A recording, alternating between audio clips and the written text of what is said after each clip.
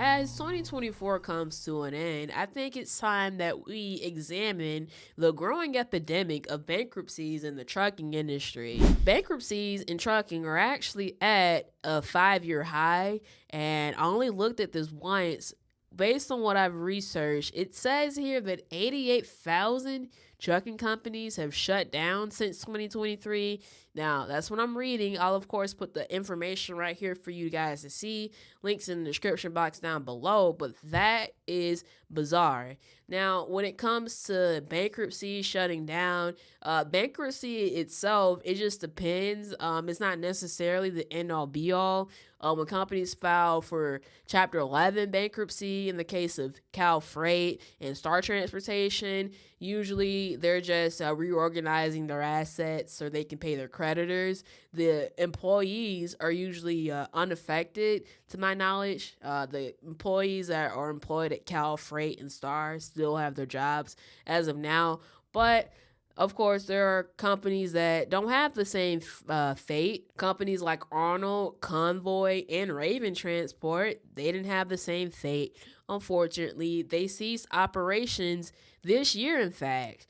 But I actually want to talk about the biggest bankruptcy in U.S. history in the trucking industry, that being Yellow Freight. The downfall of Yellow was very much drastic, and I just feel like it got swept under the rug. Like, that's crazy, because literally, Yellow had over 30,000 employees, 22,000 of which were Teamsters union members, and just like that, all the jobs were gone. Now, Yellow was a 99-year-old trucking company. It was the third largest LTL, less than truckload company in the U.S. So when a company like that, essentially a mega carrier, shuts down, the after effects are going to be damaging for the economy and the 30,000 displaced workers. Now, let's start with the economy, of course. First things first, if smaller carriers had contractual freight for Yellow, their businesses were ruined. They have to now scramble around to find other contracts. In addition, other LTL carriers that competed with Yellow, I guess there's now a surplus in freight, so they would have to take over Yellow's freight, which I guess would lead to delays in deliveries. In addition to that, you have the taxpayer, you and me, who were affected because Yellow actually took out a $730 million loan thanks to the American Rescue Plan in 2020. Because if it weren't for that, Yellow would have actually shut down during the pandemic. But it took 3 years for them to default on that loan and file for bankruptcy, ceasing operations and upending the lives of 30,000 people. But more on this later, of course. Now, Sun Tzu once said, the line between order and disorder lies in logistics.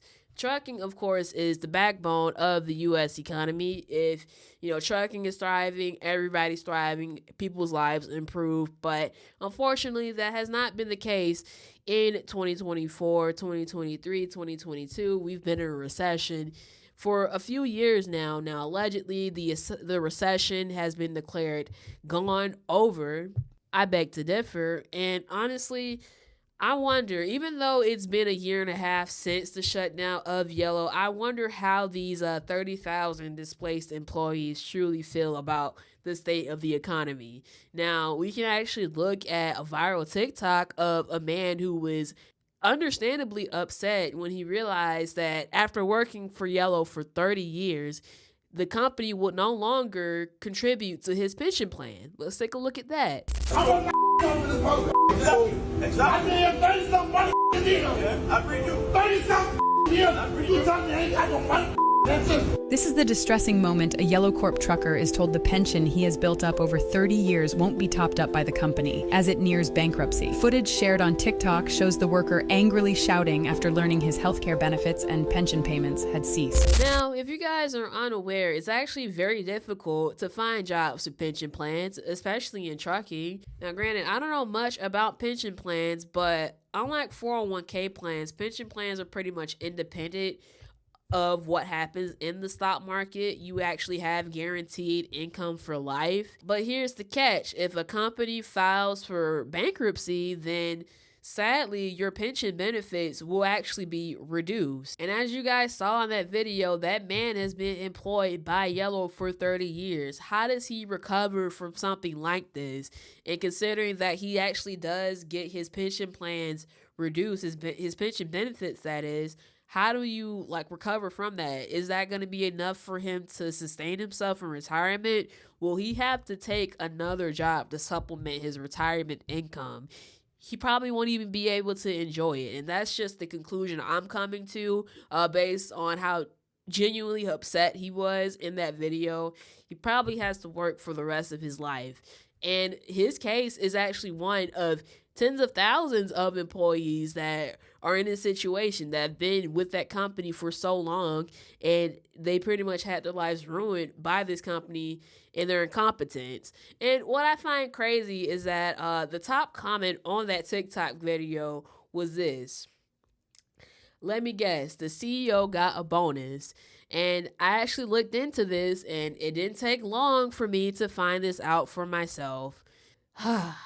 The top execs at Yellow, prior to them filing for bankruptcy, they actually got $4.6 million in so-called alleged retention bonuses. You guys, you can't make this up.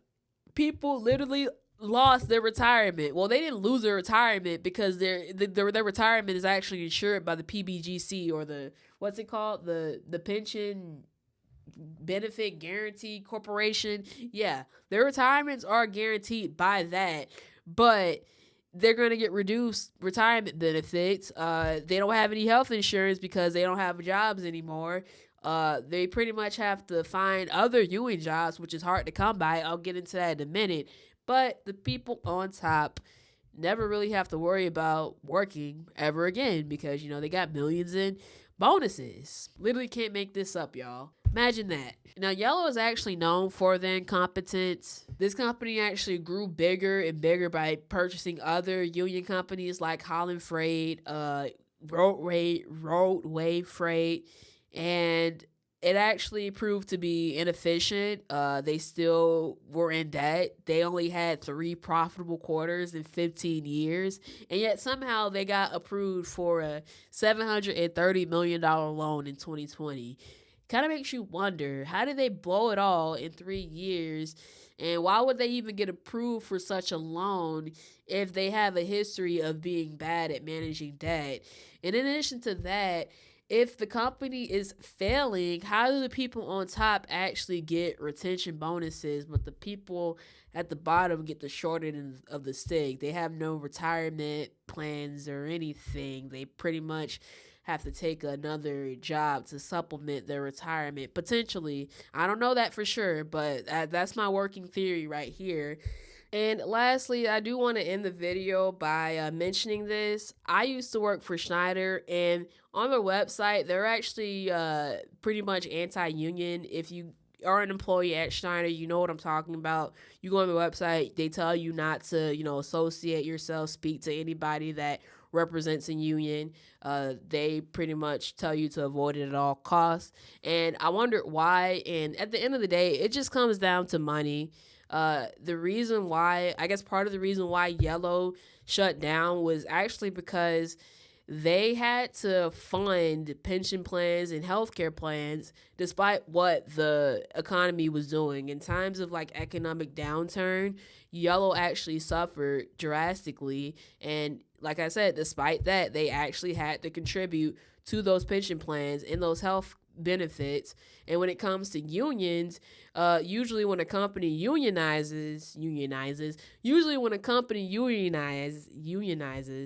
I'm sorry, y'all, I'm still sick, bear with me, but Usually when that happens, a company's operating costs increase. So yeah, and usually, even though it's good for the employees because they actually have access to better health care, better retirement, better wages. At the end of the day, the people on top, the poor billionaires, millionaires on top, they're not making as much in profits. I'm just joking around, by the way. But seriously, I actually did look at Schneider's profit margins, and it's not looking good. Their profit margins are at a 6-year low. And this chart, like you just see like where it just crashed down to the ground. As of September of 2024, their current profit margins are at 2.1%. So maybe it makes sense why they're cutting wages. If you are a tanker driver at Schneider, allegedly, and you're based out of Reserve, Louisiana, which is New Orleans, if I'm not mistaken, they're starting you off at 34 cents a mile and $15 an hour. Allegedly, of course. But yes, that is insanity. I appreciate you guys for, sticking with the video until the very end. It's not easy for me to make this. I still have a cold, but I appreciate you guys for rocking with me. Thank you for 4,000 subscribers. You guys are the best audience on the internet. And if you enjoy a video like this, a retro react, let me know down below, and I will definitely look forward to rocking with you guys again next year with great content. So yeah, I'm Tasia Woods. See you in 2025.